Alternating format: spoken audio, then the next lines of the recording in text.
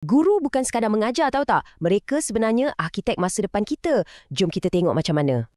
Pernah tak terfikir, kerja cikgu ni adakah ia terhad dalam kelas sahaja? Sebenarnya, guru adalah agen perubahan. Mereka lah yang mencetuskan inovasi untuk generasi akan datang. Maknanya, peranan mereka bukan lagi setakat mengajar tapi membina masa depan melalui kemahiran penting. Pertama sekali, mereka adalah pembentuk nilai dan karakter. Mereka tanamkan etika dan tanggungjawab. Kedua, mereka jadi pemacu inovasi, mengasah minda pelajar supaya berfikir secara kreatif dan kritis. Ketiga, guru juga ejen perubahan sosial. Mereka bina komuniti positif bersama ibu bapa dan pelajar. Keempat, dalam zaman digital ni, cikgu kena pandai gunakan teknologi untuk pembelajaran yang relevan.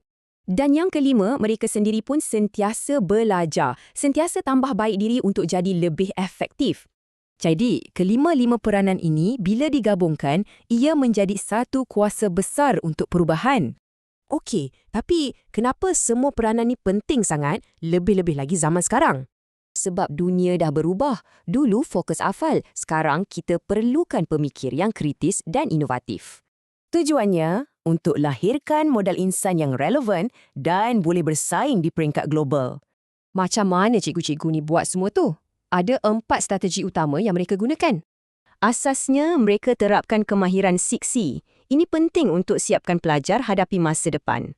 Dan semua ini bermula dengan membina hubungan yang kuat, bukan sahaja dengan pelajar, tapi dengan komuniti. Sebabnya, guru bukan sekadar mengajar. Mereka adalah contoh teladan untuk semua orang di sekeliling mereka.